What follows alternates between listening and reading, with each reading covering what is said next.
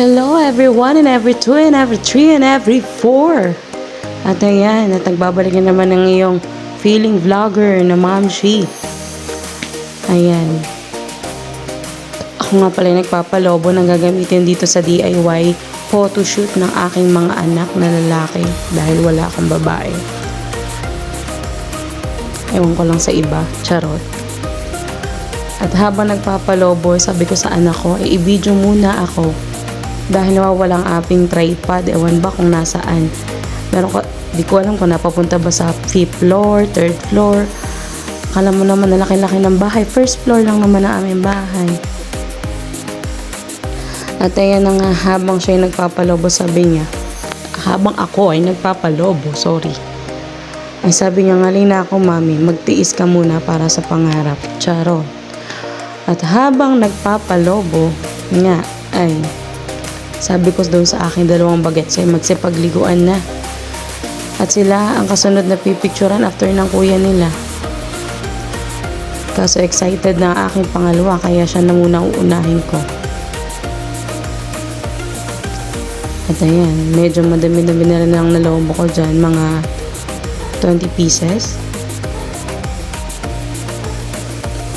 Alay na ako dyan. Buti na lang, sanay na sanay tayo. Char! Kala nyo ko ano ha? Bad yarn.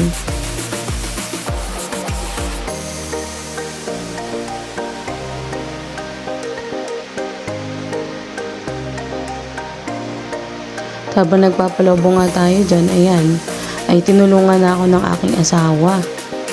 Siyempre, siguro nahihirapan na siya, baka nakikita niya nababawasan ng aking kolesterol. O, diba? Kaya tinulungan na niya ako. At hindi na nga siya magkaigi. Dahil daw siya hirap na rin sa pagbubomba. O, di nalaman mo. Mas maigi pa daw ang kanyang bibig, magpalobo. Diba? Sana yarn.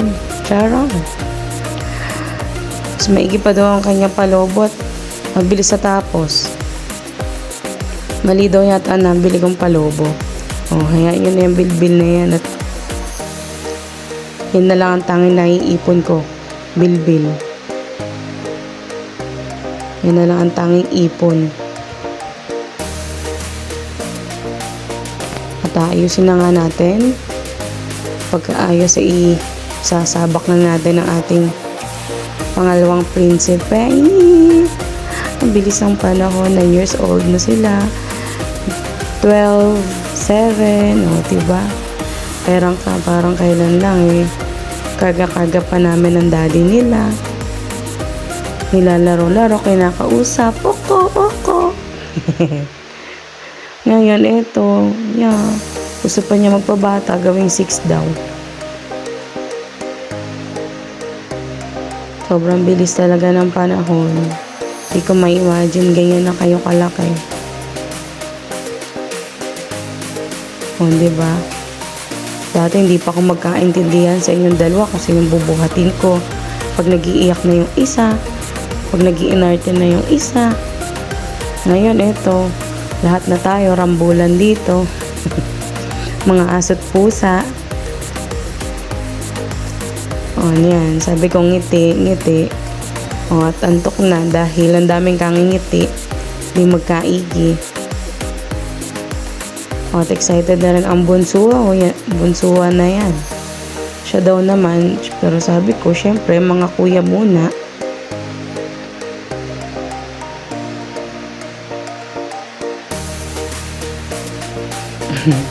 Sabi ko kasi, ngirit.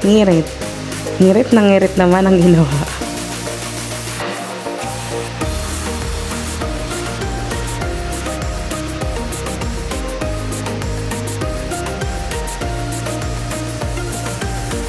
O, diba? At nagpalaro na nga. Hawak ulit. Another position.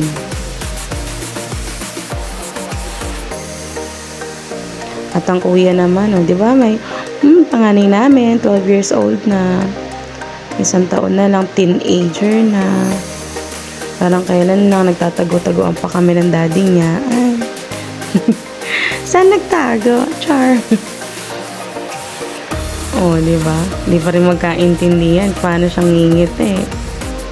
Sabi ko, gandahan niyo ang photoshoot at magaling-galing magpicture ang nanay niyo. Kapopogi pa man din. Di ba? Dati, ang liit-liit ng mga kamay nila na dumadapa, gumagapang. Ngayon, ito na. May high school na kami next year. At yan, sabi ko, ngumiti naman siya.